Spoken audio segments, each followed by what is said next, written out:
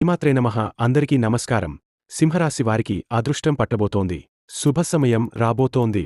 గ్రహమార్పుల కారణంగా రాజయోగం దక్కబోతోంది. ఏ గ్రహాల కారణంగా మీకు రాజయోగం దక్కబోతోంది?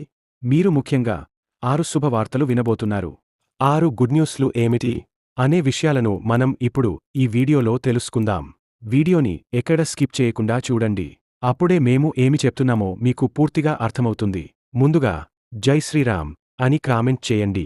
సింహరాశివారికి రాజయోగం రాబోతుంది. మంచి శుభవార్తలు వినబోతున్నారు.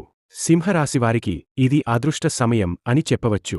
2 గ్రహాలు వీళ్లను ఇబ్బంది పెడుతున్నా వాటి ప్రభావం ఈ సమయంలో ఉండడంలేదు. ఎందుకంటే అనుకూలంగా ఉన్న గ్రహాలు మీకు పూర్తిగా సహాయపడుతున్నాయి. వాటితో మీకు చెడు జరగాల్సింది కూడా తప్పించి మంచిని చేస్తున్నాయి. సింహరాశివారికి ఇది మంచి సమయం, అదృష్ట సమయం అని చెప్పవచ్చు. సింహరాశి గురించి చెప్పాలంటే మఖ, పుబ్బ, ఉత్తర నక్షత్రాలలో జన్మించినవారు సింహరాశికి చెందుతారు. ఇందులో పేరుబలం చాలా ముఖ్యమైన అంశం. మరిన్ని వివరాల ప్రకారం పేరుబలం కలిగినవారు ఈ రాశిలో ఎక్కువగా కనిపిస్తారు. అంటే మా, మీ, ము, మే సింహరాశిలో వచ్చే అవకాశం ఎక్కువ. గ్రహస్థితి చూస్తే సూర్యుడు వృషభ రాశిలో మరియు శుక్రుడు మీనరాశిలో సంచరించడం జరుగుతోంది. ఇది ఆ రాశులలో సానుకూల ఫలితాలు తీసుకువస్తుంది. ఇక కర్కాటక రాశిలో కుజుడు ఉన్నారు. గ్రహ మార్పులు కూడా ఈ సమయంలో చాలా ఉన్నాయని చెప్పవచ్చు. గురువు, రాహు, కేతువు కూడా మారిపోతున్నారు. ఈ మార్పుల ప్రభావం చాలా ముఖ్యమైన మార్పులను తీసుకొస్తుంది. ఇప్పటికే చెప్పినట్లుగా సూర్యుని ప్రభావం వల్ల సింహరాశివారికి చాలా మంచి లాభం కలగబోతోంది. ఇక సింహరాశివారి సంగతి చెప్పాలి అంటే సూర్యుడు 10వ ఇంట్లో ఉండడం వల్ల మీ ఆదాయ పరిస్థితి బాగా మెరుగవుతుంది.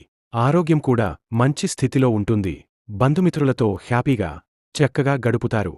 ప్రభుత్వ రంగాలలో పనిచేసేవారికి లేదా ప్రభుత్వంతో సంబంధం ఉన్నవాళ్లకు మీరు అవసరమైన పనులను చాకచక్యంగా చేయించుకుంటారు. ఇక సూర్యుడు గృహస్థానంపై దృష్టి పెట్టడం వల్ల ఇంటికి సంబంధించిన వ్యవహారాల్లో కొంత తడబాటు ఉంటుంది. అయితే చిన్న జాగ్రత్తలతో ఆ సమస్యలు తొలగిపోతాయి.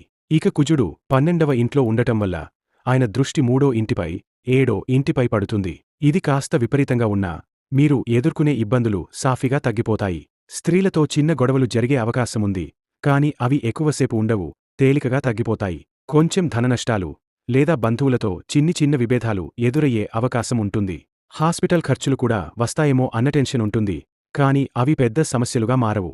కుజుడు 3వ ఇంటిపై దృష్టి పెట్టడం వల్ల మీ ఆరోగ్యం మెరుగవుతుంది. వస్త్రలాభం, బంగారం కొనుగోలు చేసే అవకాశాలు కూడా ఉన్నాయి. ఈ సమయం మీకు బాగా అనుకూలంగా ఉంది. మీరు స్థిరమైన ఆస్తులపై దృష్టి పెట్టాలనుకుంటే ఇది మంచి సమయమే. బంగారం కొనాలి అనుకుంటున్నా, లేదా కుటుంబంలో సంతోషం కోసం దానం చేయాలనుకున్నా, లేదా వేదపండితుల ఆశీర్వాదం